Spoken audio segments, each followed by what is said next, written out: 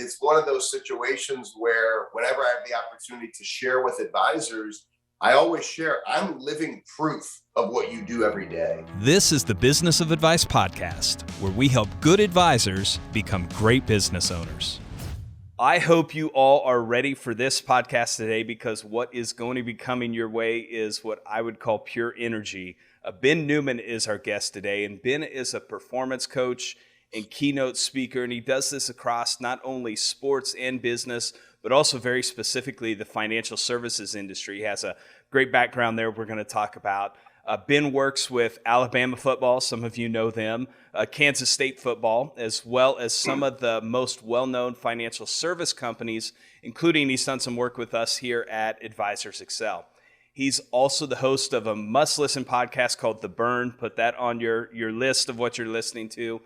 Make sure you check him out there and subscribe. And in Ben's spare time, he also just wrote a Wall Street Journal #1 selling book that is out called Uncommon Leadership, 11 Ways the Greatest Leaders Lead. So he's ready to go. It's my pleasure to welcome him to the Business of Advice podcast today. Ben, brother, how are you doing? Cody, I am doing fantastic. Thank you for that introduction. And I'll tell you, when you speak of pure energy, you and I, from our first interaction, we've always had a natural energy. And I think it's probably our passion for Kansas State football, our passion for sports, our passion for financial services, and in all our interactions. And I also see it infused through the culture in Advisors Excel. It's pure energy as well. So I'm excited to be with you. Thanks for having me. Yeah, it's going to be great. I may even say that as a little background. You know, Kansas State hired Coach Kleiman probably 3 years ago now, I guess it was. And, when he was first here, I saw several things. He's like, man, I can't wait these guys to meet, kind of this mental performance coach that I've been using at North Dakota State, Ben Newman.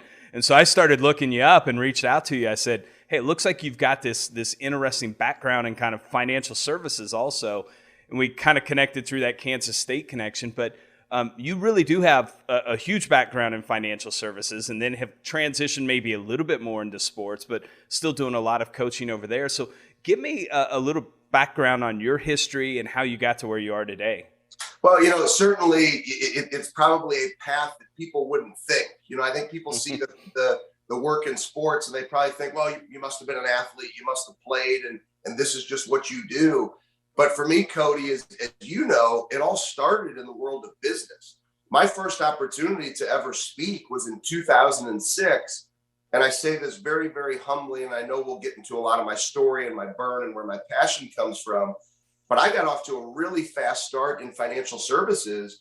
And as a result of my start in 2004, set some records, which resulted in an invitation to speak in 2006 for a small boutique firm in Chicago. And Cody, I didn't even know that was a thing. They offered me $500, come and speak. We'll pay your expenses. We'll take you golfing. And I was like, I didn't know that this is great. I didn't know like that. And so I fell in love with speaking, and here I was growing the business. And, what an amazing business. I attribute all of the behaviors and habits that have created our speaking and coaching practice that I even share with all of our coaches and speakers that are part of our company. I share what I learned from financial services because it's hard. People talk about hard work and having to get after it and facing challenge and adversity. You face it at the highest level.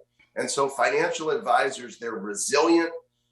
They work incredibly hard. They understand the heartbeat of the people that they work with. So I was driven as an advisor, and it's why I still do so much coaching and speaking work with advisors even to this day, even though people see so much of the work in sports.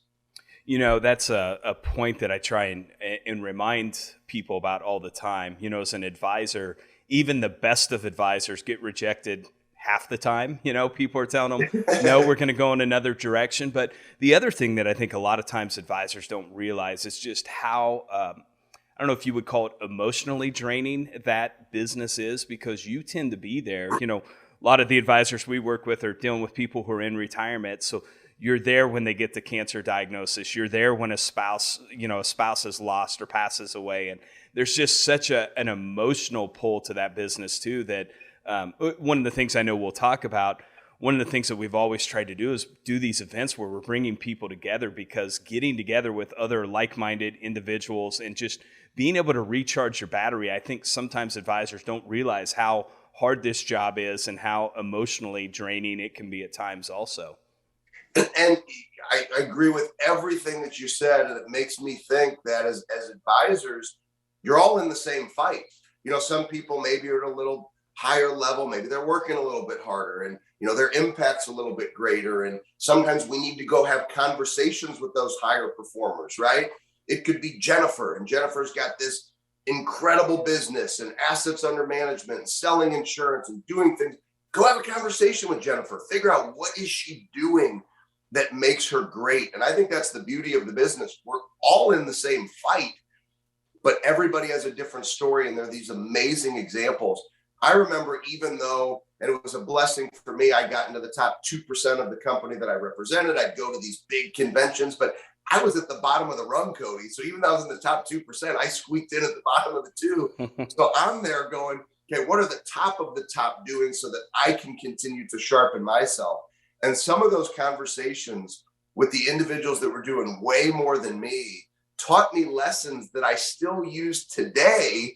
And, I've been retired from financial services for almost 10 years, had over 10 years as an advisor, but now exclusively doing this type of work for almost 10 years. And so it's incredible, just the amazing people that you meet in financial services. So I want to jump in a few things there. I want to talk about how you got into the business, because that's powerful. And then some of the things that you're doing now with advisors. But, I don't know if we've talked about this. Have you ever met Bo Eason? Do you know Bo at all? So Bo and I have just messaged. I'll tell you what, his book, There's No Plan B for Your A Game. That is one of the best books I have ever read. And I messaged him. I told him. And he and I have been trying to connect. Our schedules are both just so crazy, but wow, it's incredible. I'll work on that. I think you guys would get along really, really well. But one of the things, Bo worked with us for years and worked with a lot of our advisors. And a big part of what he does is helping you figure out your story for why you're doing what you're doing, right? And what I learned through that is most of our most successful advisors, they have this really unique story that is kind of this driving force. So when I first heard yours, I'm like, makes complete sense on why you were so successful. So your story of what led you to be a financial advisor is pretty incredible. Would you mind maybe starting with just sharing that story? I know it's a pretty personal one, but. Yeah, I'd be more than happy to. And I appreciate you asking. And let me just kind of preface, my story by saying everybody has a story, similar to Bo bringing that out in the advisor. So as I share mine, I hope it helps you think deeply about what drives you, because we all have a story. I am not the only one. But I had to face a tremendous amount of challenge and adversity as a young boy. My parents were divorced at 6 months old, never knew my parents together.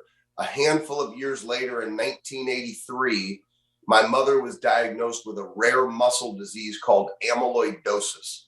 For those of you that don't know what amyloidosis is, each and every single one of us in our muscles, we have amyloids.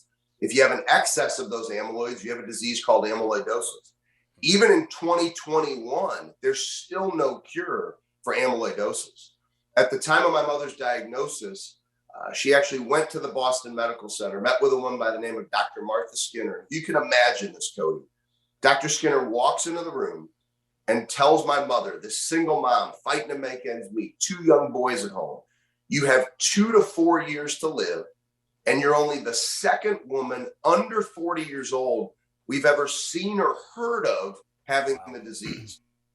And my mother, which I think has been a lesson for me, it's a lesson for all of us, Cody, she ended up taking out an old blue Mead notebook, and it became a journal where she unleashed her positive mental attitude onto the world. She'd write, beat the statistics, beat the odds, live with the disease that is chronic and fatal, believe in yourself, combat anything, purpose in life. And, so much of my work, people see I'm at Alabama, I'm working maybe with a professional fighter and, all these athletes, and they're so tough. My mother's the toughest one. She's tougher than any of them. And my mother taught me how to respond. I mean, she was losing her life. Yet when we had 24-hour nursing care in our house, her last year living, she'd come to the dinner table with an IV stand every night to ask my brother and I how our days were at school. So when you talk about perseverance and resilience and mental toughness and getting up one more time when you've been knocked down, my mother's the greatest example I ever could have given. And because of how she responded, it's taken the most awful circumstance I ever could have imagined, losing my mother 11 days before my 8th birthday. But because of her positive attitude, she wanted my brother and I to go forward with a positive attitude. Her journal speaks to what she wanted for my brother and I, to have an education, to persevere through life, to be surrounded by people that would love and care for us. So as awful of a situation that it is, I think about her when I wake up every single day. Now it's an opportunity to honor my mom and how I choose to show up, just like for everybody listening. And it's probably why Bo has encouraged your advisors and why it probably has worked for your advisors. When you connect to that burn in your story and your drive, you show up differently in your life. Yep. Completely. Not even the same. And yeah, that's what we've seen over and over again. So I would say there's a lot of cool things in there. I remember we just had John Maxwell speaking at an event, and he said, you'll never see how God was working as you're looking forward. You only see it as you look back, and just, I know she's had a huge influence on you. One of the big influences that I think led you to be an advisor, she actually had life insurance that, if I remember right, ended up paying for you to go to college or something like that then got you into the business. Is that how it worked? You better believe it. And so it's one of those situations where whenever I have the opportunity to share with advisors, I always share, I'm living proof of what you do every day. One of the things about being an advisor, and I'm just going to say this directly because I'm giving you guys my heart. I'm sharing my story, sharing my passion. I'm a really emotional guy, so you're going to get all of me. I mean, I cry when I watch Extreme Home Makeovers. And so one of the things for me is that I'm proof of it. And there are far too many advisors today that they're focusing on their quarterly checks, their GDCs. We get focused on the wrong things. And I'm not saying don't get excited to have a business that has revenue. Don't have revenue goals. Don't have big targets. But have your fuel, the underlying fuel that I call the burn. Have your burn be what ignites your why and your purpose so that you take significant action focused on protecting the little boys and girls like me who may just need the work that you do so that your goals right now that you think are big, you can accomplish even more. And so I just encourage everybody to remember what you're actually protecting. And it's the little boys like me who needed $100,000 of term insurance for my mother's greatest goal in her mind's eye to come to fruition. And my brother went to Syracuse University fully funded.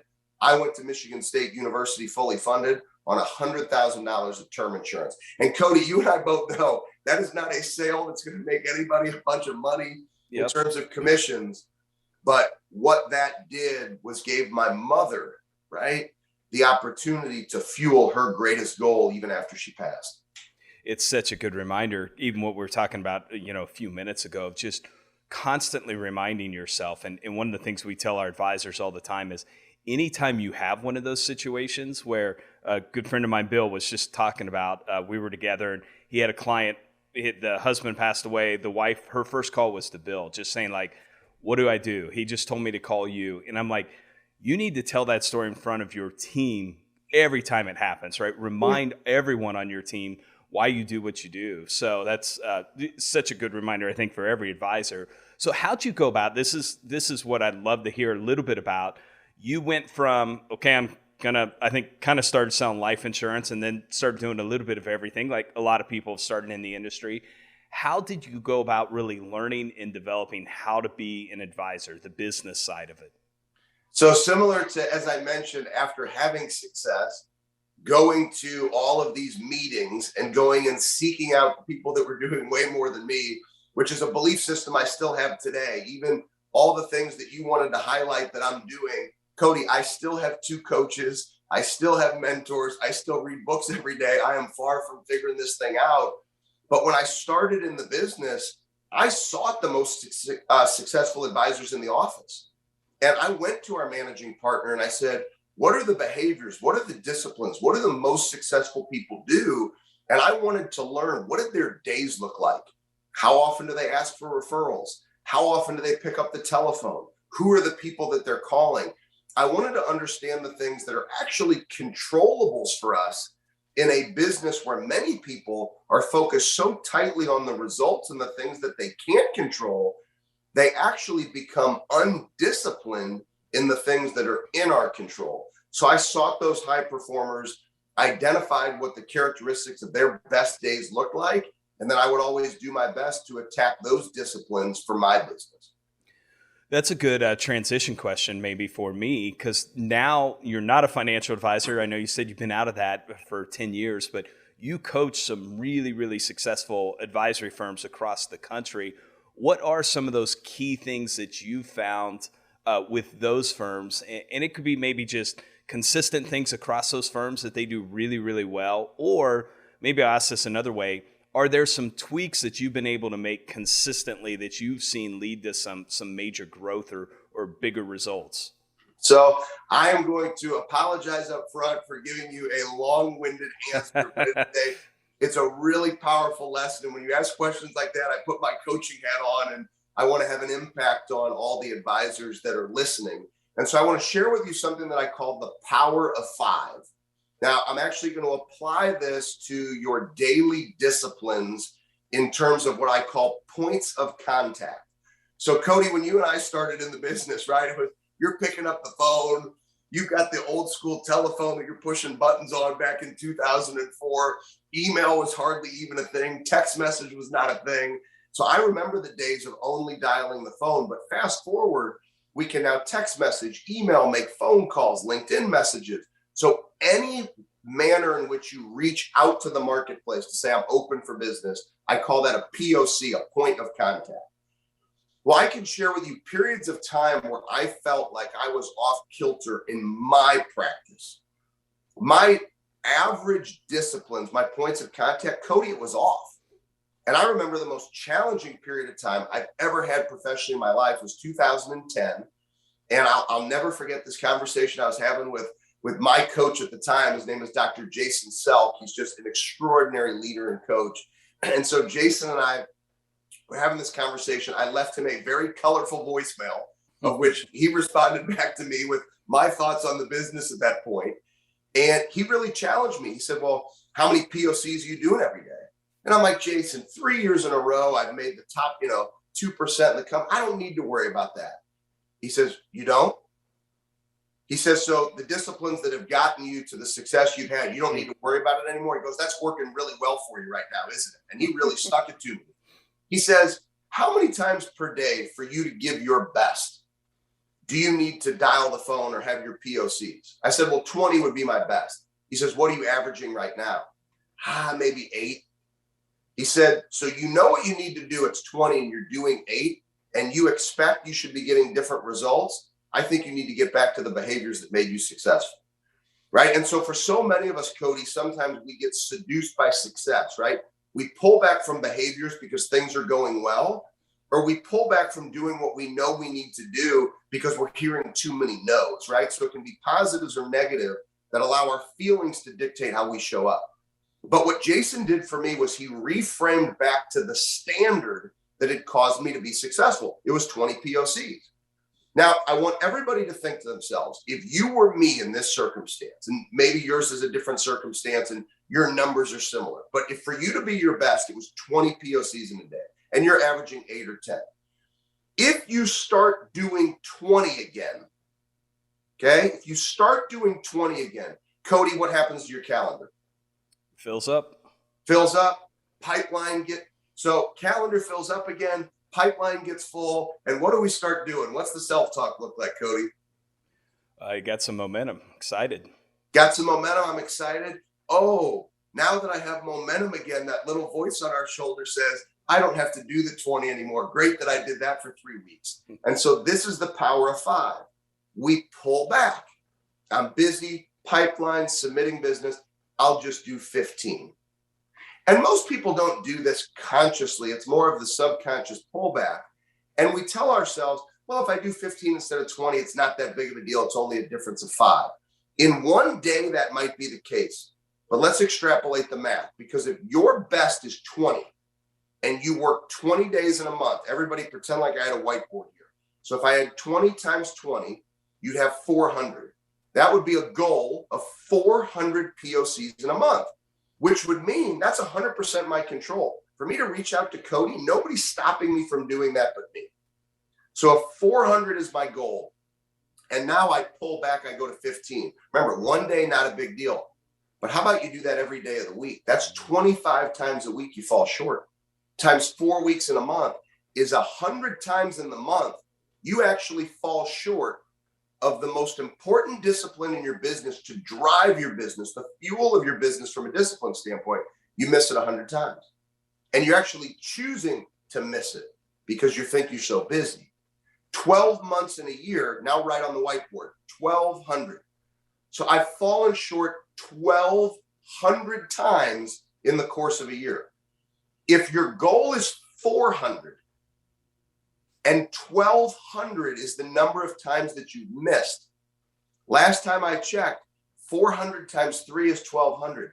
That 3 represents the 3 months that you didn't show up and work. And this is where we often miss. That's the power of 5, is we can tell ourselves in one day, no big deal, I missed by 5. But if you miss by 5 every day that you work, that's 1,200 times. You missed 3 months of work. And then Cody, how many times have we heard in leading advisors, oh, it wasn't fair, the world was against me, I didn't get the good leads, this didn't happen, because they tell us, or maybe we've even done it, well, I showed up for 12 months. There's a difference between showing up and actually showing up and taking action for 12 months. And I think that's the key for all of us to remember, is that you have a higher probability of hitting your goals if you work 9 months or 12 months. And then if you do just a little bit extra, if you know it's 20, and I always encourage people to add 2 or 10%, that's what I call the unrequired, the little extra, you end up working 15 months in a 12-month period of time. And that's what the highest performers do. They silence their feelings. They live to a standard. They do it repeated over time. And they actually work a little bit more because of the significance of their disciplines. And so I know it was a long-winded answer, but that's the power of 5. And I think for all of us, knowing that the end of the year is always an unbelievable time to finish strong in this industry, make sure that every day, just do what you say you're going to do. I promise you, you're going to have business you didn't expect to get. You're going to generate momentum. You're not going to finish this year with an empty pipeline. You'll have a full pipeline and more momentum heading into 2022. That's so good. It reminds me, I heard this quote, it's got to be 10 years ago. I wrote it down, and I've used it here at AE probably 100 times over the last 10 years. But it was, I think Darren Hardy was interviewing someone, Success Magazine. It was a CEO or someone, and they had this quote. It was so simple, but he said, what I've seen is nothing leads to failure more than success.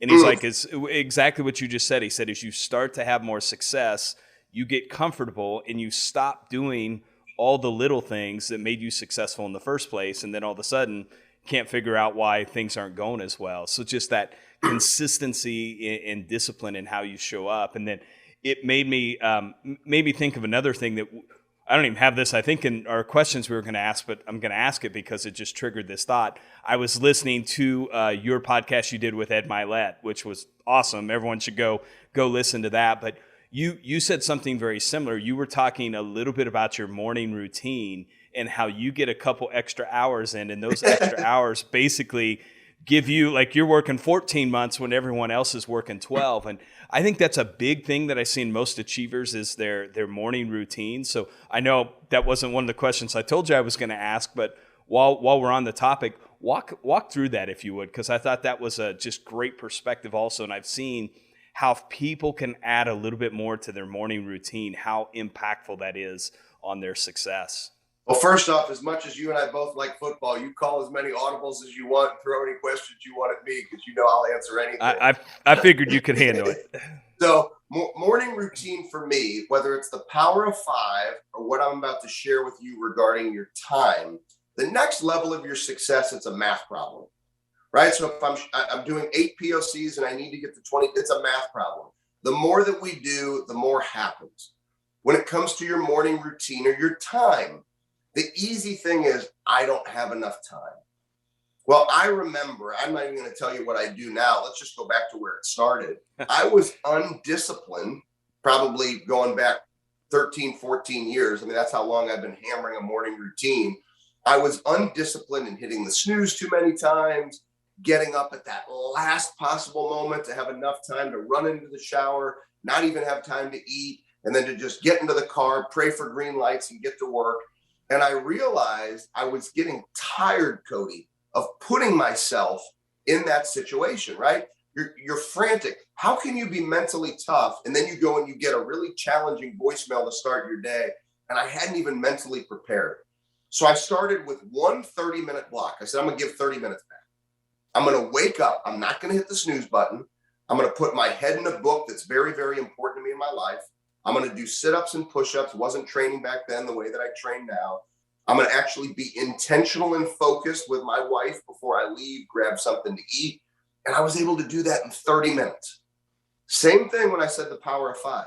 That 30 minutes, Cody, times 5 days in a week, 2.5 hours, 4 weeks in a month, 10 hours, 12 months in a year. It's an extra 12 days a year on 30 minutes. And so for all of us, what if you woke up 30 minutes earlier? For those of you who maybe you already wake up early and you say, don't you dare talk to me about my morning routine, right? So then let's talk about your night. Let's have some fun with this. For those of you that are maybe watching Netflix for 3 hours, go down to 2.5. You'll still get in plenty of episodes, but take the 30 minutes to prepare for the next day. Take the 30 minutes to do things that'll make you mentally sharp, because the business is not easy. And if we know that it's not easy, why would we want to make it harder on ourselves by not being prepared to take on how tough this business is? And so, Cody, that 30 minutes became an extra hour, an extra 2 hours, an extra 3 hours, to where now, I bet if I did the math, I'm probably working an 18-month year in a 12 months that everybody else gets. And I was never the smartest guy in the room. So I had to figure out ways that I could find a little extra time. And that's how I've been able to do it, by being very efficient with my time and showing up and following through with what you say you're going to do. So you're just going to leave it out, huh? What, yours is what now? 2 o'clock? Is that what I heard? 2 or like 3 o'clock in the morning? Now, before people start throwing stones, yes, 2:24 is when I wake up. But here's the reason why. I think a lot of times people hear things and they say, oh my gosh, that's crazy, rather than asking the well, why do you do that? And so as much as I travel, right, even given where I sit right now, I just got back last week from speaking in Fargo, speaking in Tampa, being on the sideline with the Wildcats. I'm back with the Wildcats this weekend. Then Monday, Tuesday next week, I'm back in Tuscaloosa, prepping Alabama for their next game. And so I'm always somewhere. So when you travel that much, I don't have as much time at home. So I've been making the sacrifice for years to get up early, so that when I hear the pitter patter of my kids' feet, which is typically about 6, now about 6:30, my routine is done and my focus turns to my kids. And so I made my kids breakfast this morning. I was able to take my kids to school this morning before we hopped on for the interview. So I was able to have almost 2 hours dedicated to my kids, because my routine was done by the time we got them up for school. That's really cool. And your kids are a little younger than mine. I remember that. So just wait, when they turn 16, like my son, you'll be able to sleep until like 6:30 and still be up for hours, getting your stuff in. So I want to get back on track a little with the advisor thing. One of the things we talk about all the time is our mission is to help good advisors become great business owners. And I know the advisors that you're coaching have that locked in, right? They're great business owners. Are there 1 or 2 key things that you've seen to achieving that, to really making that transition from being like great producer, great advisor, to now being a great business owner? So I think there's a couple of things. Number one, I think like a great CEO, a great leader that you are, one of the things that I admire when I read what's going on at AE, whether it's through the publications or things that I see online, is I've learned from you, your belief system, whether it's bringing in great speakers, having great teams, you believe in leverage at a very high level. And I respect that so much in how you go about your business, Cody. It's awesome. And so as an advisor, you have to believe in leverage. You have to believe in trust. You have to trust your teammates. I remember work that I did with Microsoft years ago. I was doing consulting for one of their $7 billion solutions teams. And the leader of that team managed about 350 people in North America. So just United States and Canada. He said, we have to fail fast and fail forward. And he's not doing everything. He said, we have to trust our team and know it's not going to be perfect. It's the same in financial services. So the first thing, you got to leverage to your team, and you have to trust it's okay if mistakes are made. That's how you figure out how great you can be as a team. So leverage and trust. The second thing I think that great business owners do, they have a constant pulse on what's going on in the economy. How does what's going on in the economy actually impact my opportunity in this business right now? So let's take where we sit right now, Cody. I've been giving talks. I've been traveling and, getting back on the road, which has been incredible, getting with firms and getting with advisors again. And the talk I've been giving is that this is the golden age of insurance and investments for planning. It's never been better. You could probably convince me to turn a contract back on at this point, Cody. Yes, sir. It has never been better. And here's what happened. I want to give you my perspective, because this is what I used to look for. And this is some of what I want to equip you with as you tackle the end of your year. I was watching the news about a month ago. And of course, we see some of the things, and I'm not saying political views here. I'm just saying it is what it is. I'm looking on the news, and there's going to be an increase in tax rates. There's going to be an increase in capital gains. There's uncertainty in terms of what's going to happen with estate taxes. And I'm looking at this now, not as an advisor. I'm not an advisor anymore. I'm not affiliated with any company. I don't sell my licenses. I had them turn off so I could only focus on doing this. So I'm the marketplace. So let me tell you what's going on in the marketplace. So I'm looking, Cody, I'm in the marketplace. And I said to myself, what's the only defense that I have to protect myself in this situation? And I said, it's life insurance. I need to buy more life insurance, because what I knew from being an advisor is, Cody, you and I could run a calculation. We could say over the next 20 years, if the tax rates go here, if cap gains go here, here's what you're going to pay in additional capital gains. Here's what you're going to pay in additional income tax. Cody, how am I going to recoup that? I still have to get rates of return in the market.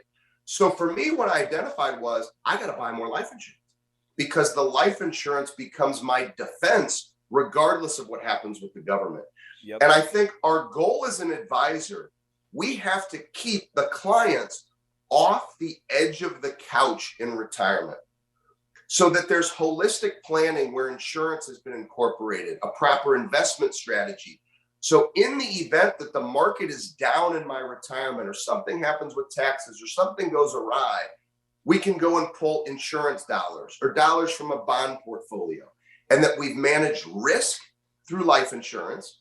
We've managed gains through an appropriately allocated portfolio. And there's a nice smooth transition regardless of what's happening, regardless of what tax rates are, because we've prepared our clients.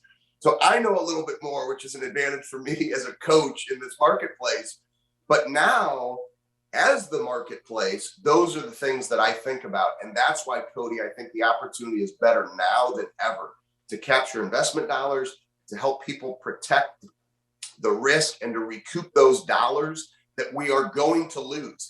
Whether it lasts 2 years or 5 years or 10 years or 15 years, you and I are going to pay more in taxes over however many years than we ever imagined that we would. And we're going to get hit with capital gains at a rate that I know you and I probably won't agree with, but what are we going to do about it? Yep. So I want to be able to recoup it. No, we've been saying that all year, is that this is, and even last year, I think what started out, when COVID hit, advisors were a little worried, and a lot of that was they had to rethink how they were doing business and some of that, but most of them ended up having their best year they've ever had. April, May looked a little questionable, but then as they realized that people really wanted help, and now I think you add on top of that, exactly what we've been saying is, like, taxes are probably going up. There's not going to be a lot of ways around that. So make sure that you're doing what you do best. And I agree. I'm not sure that we'll see a better year or two stretch to be an advisor than you're seeing right here. So I'm glad you said that and see it also. Can I share an action step that's immediate for every advisor listening, no matter Please. whether just starting in the business, you're a veteran 30 years in the business. The other thing that this current climate is giving you the opportunity to do is to have the easiest conversations you could ever have, right? If business is slow for you, we're always trying to, what's the creative way I can get Cody on the phone to maybe have him talk about investments or insurance? It's easier than it's ever been. The action step should be, how many times in a day can I pick up the phone and just ask somebody? It's an empathetic, feeling-based conversation. How are you feeling about the market? How are you feeling with what's going on? Are there any questions you have about taxes or capital gains? What can I do to bring you peace of mind? What questions can I answer? And what you and I both know, Cody, after being in this business for a long time, is that when you understand how somebody feels about the environment, the door opens for what the opportunity is. So we don't have to push products right now. You just have to ask a question, be a really great listener, and based upon what somebody's response is, you know, being a seasoned advisor, whether or not there's opportunity there, and then be an educator, educate on what other individuals are doing that are in their situation, and you can win big in this environment. Yep, I agree. Hey, you offer, this is a little bit of a change, but I think it's something super valuable. Do you still offer the Prize Fighter Day, that course that you had going? So we, I still can for your group, we can take care of that. What we'll do, I think probably the easiest way for our team to be able to respond and get it to everybody. So we have what's called a Prize Fighter Day. And so a lot of coaches that do the work that I do, they'll tell you that balance doesn't exist. So I'm just sharing my beliefs here. They'll say, work really hard and take time off. And I believe that's a cop-out. I think we all owe it to ourselves to identify what can we do personally every day? What do we need to do professionally every day? And what can we do that's of service to other people to win in those three areas of life, which creates balance? That's what we call a Prize Fighter Day. So if everybody were to actually send a DM to @continued_fight, that's my Instagram. So if you send me a DM @continued_fight and just DM me the word Prize Fighter, I'll make sure that our team gets you a link to get a course on the Prize Fighter Day for free. And I'll tell you what's fun. You know, I like real-time stories. Is Mac Jones is a dear, dear friend of mine. He and I have become so close from working together. It's now our 4th year. You know, we continue to work together after our time in Alabama. And he loves the Prize Fighter Day. If you look on the back of Uncommon Leadership, the testimonial in the middle of the book is Mac Jones talking about the importance of Prize Fighter Days for him to be ready to compete on what once was Saturdays. And he was pretty darn good at competing on Saturdays. And now being the starting quarterback for the New England Patriots, still using a Prize Fighter Day. And it's a course that we'll give you that Mac Jones has used at the highest possible level in sports. That's cool. He's looking good so far. He looked good on Sunday for a rookie in there like that. Well, I'll tell you what, it's interesting, you know, Cody, it comes down to belief, right? So right now, everybody, wherever you are in your year, right? Because I could give sports analogies all day long, right? We've had the opportunity to win a handful of rings over the years. And what you look at when it comes to a team that goes to win some rings or an advisor performing at a really high level is that those individuals believe. They believe they can achieve at a high level. And once they see that vision or belief, they pull it down, they put it right in front of their face, and they go to work. And so what I would encourage everybody to do, no matter where your results are right now, what do you believe? Because take Mac Jones, for example, right? He believed when he was a 3rd-string quarterback 4 years ago when we started working together at Alabama, Jalen Hurts and Tua Tagovailoa, he believed his time would come, and he was patient. And look at what he ended up doing. He went to Boston, he went to New England, and he said, I'm going to be the starting quarterback for the New England Patriots. He believed, his action followed, knocked off Cam Newton, who's a hell of a football player, former MVP of this league that took a team to the Super Bowl. So you have to ask yourself, maybe you're a little bit behind where you wanted to be this year. Maybe you're ahead. What's your belief system? Do you believe that the final, 25% of this year that we have left, it can be better than the first 75%? If you believe that, it might happen. If you believe that your year's over because you've already had a great year, your year's probably over. But if you believe that you could actually raise your goals, continue the momentum that you've created by dominating in this golden era of opportunity, then why not add 50% to your goal. See what you're made of. See if you can go hit it. If you're on fire, keep the fire going. It's always, for me, interesting when somebody's doing so well, they're above their goals. You got 25% of the year left, and we pull back as opposed to saying, how much momentum can we create? And once again, that goes back to the standard over feeling. So believe in a big, big way and go make this the best finish you've ever had to a year. Let me ask you about Alabama football, because you've had a front row seat there over the past few years, and it would be hard to argue anymore that there's a coach that's been more successful than Nick Saban. Maybe a couple questions, maybe not so much what's it been like being around him, but let me ask the more important question. What have you learned from being around Coach Saban? Well, let me actually, and this is just a testament to the opportunity that I've been given, because I've really learned from two amazing men, and I will answer those Saban questions directly. But I do want to honor Coach Kleiman in this answer as well, because I've gotten incredibly lucky, right? The two most winningest college football coaches in terms of championship, 1AA and Division I, over the last 15, 20 years are the two head coaches that I work for. Coach Kleiman, who we won a handful of championships at North Dakota State, brought me with him to Kansas State, which is what Cody mentioned. That's how we met, right? So I've worked with the two winningest coaches and then Coach Saban.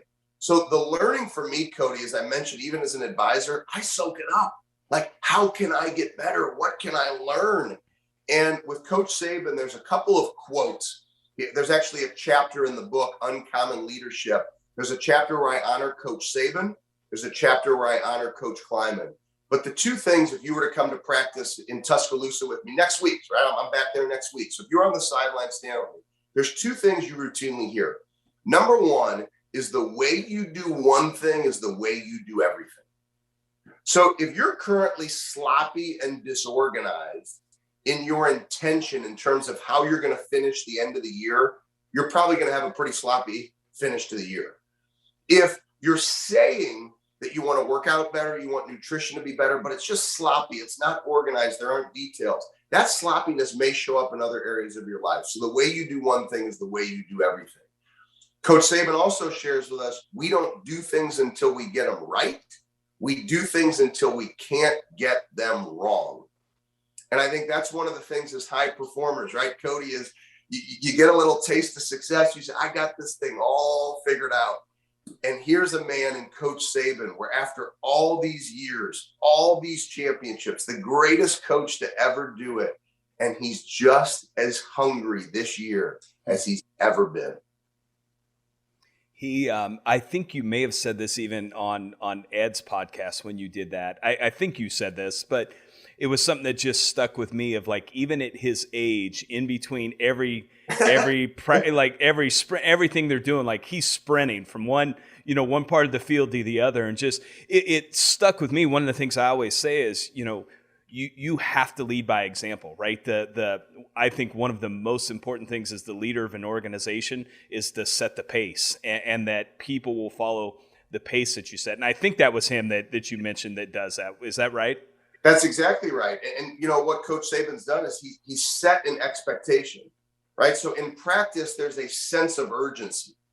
If your leader is just kind of walking in between drills, what's everybody going to do? They're going to walk in between drills. When your 70-year-old head coach is sprinting in between drills, the likelihood of somebody walking, be it a coach or a player, in between drills is zero. The probability is zero. So he set an expectation. There's a way we do things. There's a manner in which we utilize sense of urgency, and we attack everything in front of us. It's an incredible mindset and level of expectation he's set in Tuscaloosa.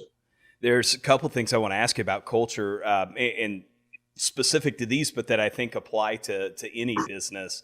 And I want to talk about Coach Kleiman, actually, because we were texting about it a little this weekend when our quarterback went down, who's, senior, overcame a big injury last year. It looked like maybe he was hurt and maybe not as bad as they thought originally, but you could just see the emotion on Coach Kleiman's face. Like, he was down there. And one of the things that I'd love you to address, because when you see his success at North Dakota State, and I think what he's trying to build at Kansas State, there's obviously there's this accountability, but also this love for the people that are part of that program. And is there anything you've seen in that that's applicable to a business owner where you care about your people in a huge way and they know that, but there's also an accountability and expectation that is held there also?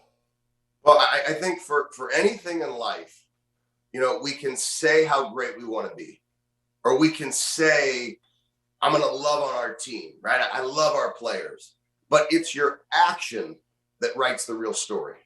Your words kind of paint the picture of what you want to do, but your words, it only goes so far. It's the action that writes the real story. Coach Kleiman is a man who lives the action of the words that he says. When he recruits a player and he looks at parents and says, I will care for your young man when he comes to this program. I want him to have an experience where he will be successful at whatever he does in his life. We will love him as if we are family. If he needs anything, we will be here for him. What you see is him in tears when a Skylar Thompson goes down. And that was raw, real emotion, because that's who he is and that's what makes him special. And I think that's one of the things that makes all of us as coaches and people who have a hand on the program better, is that's our leader. Our leader is this dynamic, authentic, powerful, action-based leader. And it's amazing how he leads these young men and how much he cares, truly cares about the development of these young men on and off the football field. Ben, how does he balance that with then also hold, because, they're 18, 19 years old. How does he also balance that with accountability and making sure things are getting done at the level? You hear some business owners say this, and I don't agree with it, but you'll hear them say like, oh, you can't get too close to your team. Then they'll take advantage of that. How does he balance that? Well, I think a lot of what happened at North Dakota State and what he's now encouraged at Kansas State is having a team that takes ownership, right? It's one thing when a coach says, good. Hey, here's how we do things. It's totally different when you see a cornerback who watches another cornerback in drills doing it the wrong way. And before a coach has an opportunity to step in and say, wait a second, we don't do things that way. Or wait a second, let's not talk badly about one of your teammates. It's managed by the players. And we saw that at North Dakota State. It led to championships. We're starting to see that at a very high level in this culture that we're building at Kansas State. And you're going to start to see some of that ownership of the program. And when players take ownership, the results change in a big, big way, and they change fast. It's a great lesson, I think, for everyone. Get your team to take ownership of it as much as you do, and it makes a big difference. Let me ask you one other just culture question that I think is applicable as a business leader. And I'll go back to Alabama on this one. The challenge that I would see that Coach Saban has is, they've got, 5-star recruits like 3 deep at almost every position. When you have a lot of talented people, how do you keep all those maybe, some would say egos, but you don't tend to see that a lot, but that tells me that there's something in the culture there that takes care of that. So what have you seen there that allows him to bring in just these high-level recruits, but like you said, a Mac Jones sits for, 4 years before he gets a chance to play? It only takes 1 year. So whether you take the Mac Jones example, so I've been at Alabama 4 years.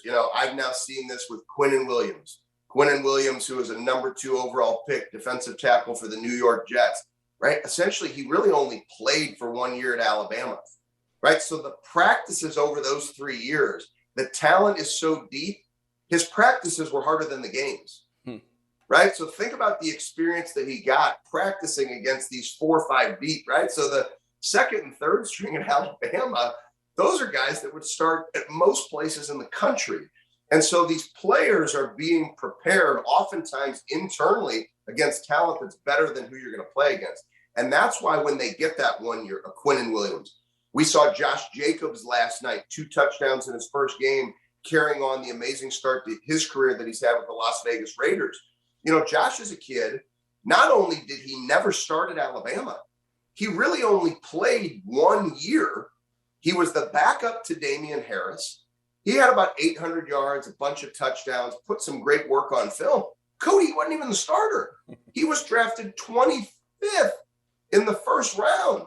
And so it's one of those things, these players understand, be patient, wait your turn.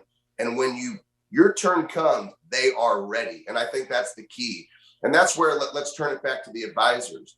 If you feel like, oh, it hasn't been for me, I haven't been getting the referrals yet, things aren't going my way, it's just things are going slow, be patient. Stay focused on the things that you can control. Recognize that the growth that you're building in the reps that you're getting with your language and how I ask for referrals, how I close business, all those reps are manufacturing the great years that you're going to have in this career. We don't have margin for error to be missing days in this business. You have to own the opportunity, own those days, even if it feels like you're really not getting your shot yet.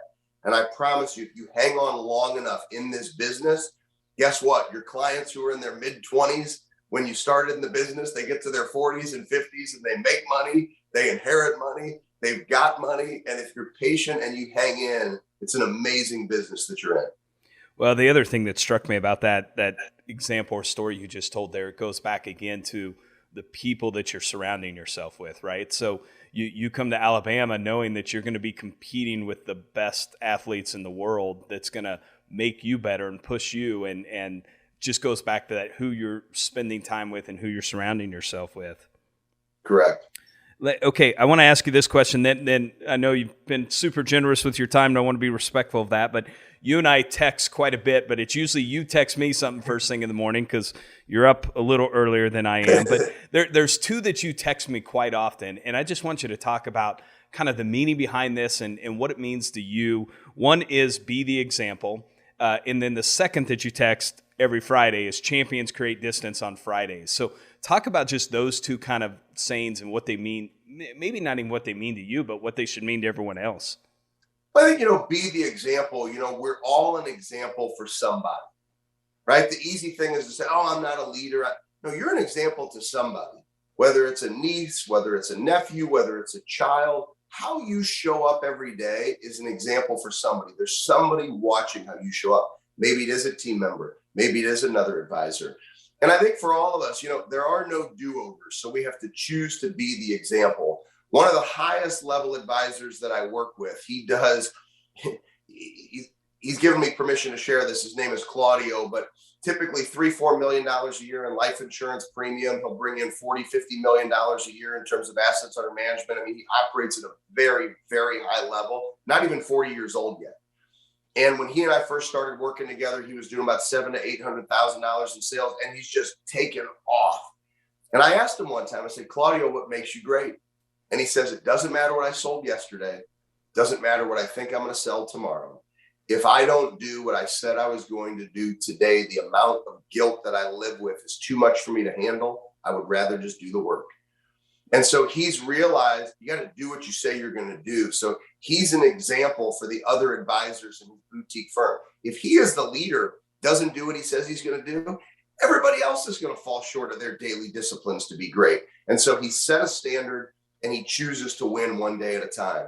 And champions create distance on Fridays. This is one of my favorite ones, Cody. I've been putting this out on social media for 7-8 years, maybe even 9 years now, every single Friday. And one of the things is sometimes people will send me a message like, what does that mean? And I always laugh. I'm like, it is so selfish. Everybody knows it. Everybody knows what it means, but they don't want to think about how they're actually showing up in their life on their Fridays. And so back to the next level of your success as a math problem. If you're taking Fridays off to be with family, then so be it. I get it. Or this Friday I'm taking off because I'm going on vacation. I get it. It's a vacation day. I'm not saying now turn a planned vacation day into a work day. But if you decided I'm working on Friday, then why would we get to Friday and waste the day just praying that the weekend gets here? Right? Imagine if you miss half of your Fridays. It's a month. You've missed a month. You miss a whole month of doing what you say you're going to do. That's going to impact your business. And so on Fridays, the highest level performers, they create distance over the competition because just like Claudio, they show up and they do what they say they're going to do. And then when they get to Friday night, to Saturday to Sunday, they have peace of mind. They can be where their feet are. There's no regret about what I didn't do. And there's no fear of how challenging is Monday going to be because of all the things that I didn't do last week. So I think we all have to choose to lock in, choose to be our best, especially on Fridays. Yeah, that's great. I say all the time, I love Mondays and Fridays, man. They're my two favorite days. So it's a good opportunity to get the week started and a good way to end the week really strong also. So, okay, buddy, are you game for a couple quick lightning round questions? Absolutely. Okay. Absolutely. I say all the time, these are questions that I ask people when I get the chance to be around them. So want to ask them here for a larger audience. So first one is, last year was 2020 for a leader, a challenging year, in some ways fun because you had a lot of challenges to figure out. But is there one lesson that you learned last year that you think you'll carry forward for the rest of your career or life? Efficiency of time. Efficiency of time, and that there's always a way to find a way. And so I think for all of us, you alluded to it earlier, some advisors had their best years ever. Why? Because you're not driving around looking for a parking meter. You're not getting lost going to the restaurant where you're meeting somebody for lunch. You realize I can see more people and be more efficient with my time because of this new environment of being together in front of a screen. And when people adapt to the environment, choose the environment, and attack the environment, you will win more. So I think it's efficiency, right? Not making excuses, not sitting on the sidelines to wait what happens, but to attack the opportunity and find your opportunity within adversity that you face. That's great. Okay, if you could identify just one thing that helped you move from being a good, business owner, leader to a great one, what would that one thing be? Do what you say you're going to do. Easy. Right? I like that. Yep. That just do it, just like Claudio, do what you say you're going to do. We all know what we need to do to win. My definition of winning, a lot of people, they see rings, they see championships, they see some of the individuals that we're blessed to work with in business and in sports. Winning is not championships and rings. To me, winning is encouraging and inspiring people to identify what does it look like to win one day at a time. That's the Prize Fighter Day course you guys are going to get for free if you DM Prize Fighter to my Instagram account. And so at the end of the day, all I want for all of you is to look in the mirror and say, today I gave it my very best. If you can look in the mirror and honestly evaluate yourself, today I gave it my very best. Nobody can ever ask any more of you than that, and you can't ask any more of yourself than your very best. And if you stack those days of winning over and over and over and over again, the byproduct is winning at very high levels. Okay, third question. Is there something you're doing this year to drive your own personal growth that you're excited about? Yeah, for me, it's the push of growing our team, right? So one of the things that COVID did was about 3-4 years ago, we were blessed that things really started to grow. I mean, there's only so many places that I can be at one time. And this year I really trusted through this COVID year in building the right team. And we now have a president of our speakers bureau, Monique, who is absolutely incredible. We have Sean, who helps with our Uncommon coaching platform. That's our online coaching platform. He's incredible. Jeremy, who runs our team of coaches, he's incredible. It's allowed Tyler, who's our creative director, to be more creative and not do things that weren't in his wheelhouse. It's allowed Anna to really thrive. So we've really focused this year, just as I mentioned earlier, is to trust and leverage to the team so that we can impact more people. That's cool. What is the book that you have recommended the most to other entrepreneurs, business owners, leaders? And it can't be yours. That's my only caveat I always throw in. So let me turn my chair and let me point to it right there. David Goggins, Can't Hurt Me.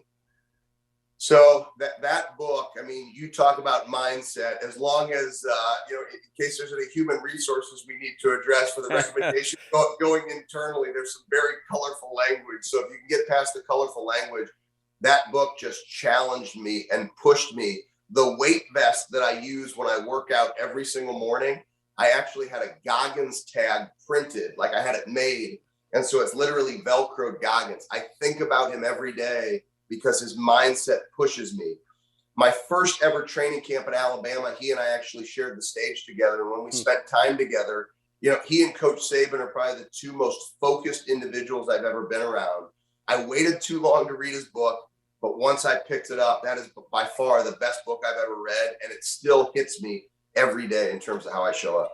I met David back in 2010. Actually, we had done a fundraiser for Special Operations Warrior Foundation, and it was right as he had started doing some of that extreme running stuff, and he was raising some money for him. So he came and represented them at an event that we had, and that was kind of before he was the Living with the Seal that Jesse Itzler wrote that I think got him pretty well known.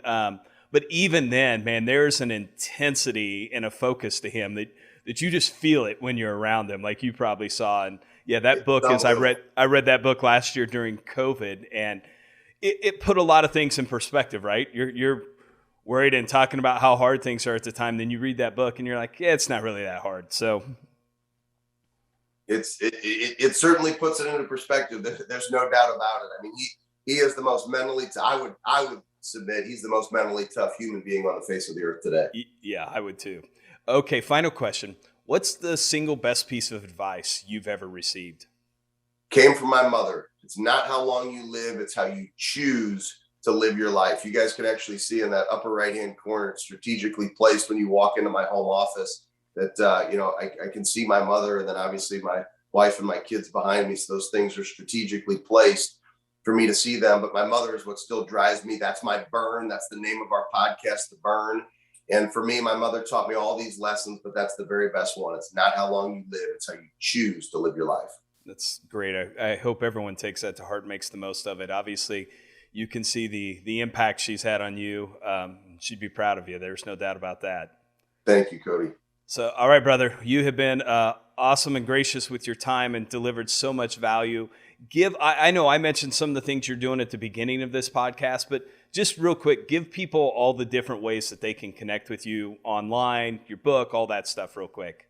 Well, BenNewmanCoaching.com, one of the things through COVID, we have a financial advisors academy. We have live group coaching. We have individual. There's so many different ways that we've been able to slow down and realize we can impact individuals. So BenNewmanCoaching.com.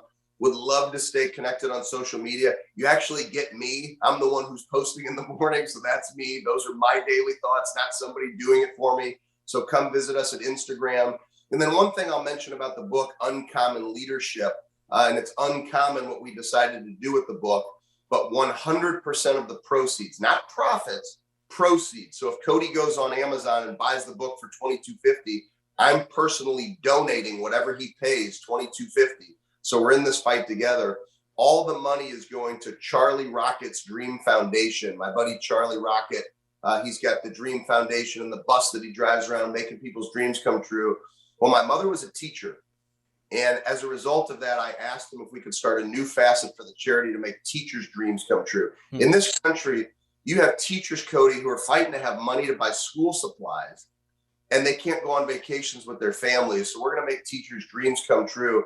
In the first month, as a result of how well the book did from everybody coming together, we already sent Charlie $60,000 to kick off the base, the foundation for that aspect of the charity. And we can't wait to keep sending them more. So if you join the fight with us and pick up a copy of the book, I'm going to donate the full purchase price of the book right back to the charity. That is awesome, man. That's a cool way to use it. So, Ben, I appreciate you being on here. For everyone who listened, if you enjoyed this episode, make sure you subscribe and make sure you go leave a review so other people know that this would be a valuable use of their time also. Ben, as always, brother, thank you. I hope I'll see you on the sidelines here at a game in the coming weeks. I'll see you on the sidelines very soon. Thanks for having me, Cody. Great to be with all of you.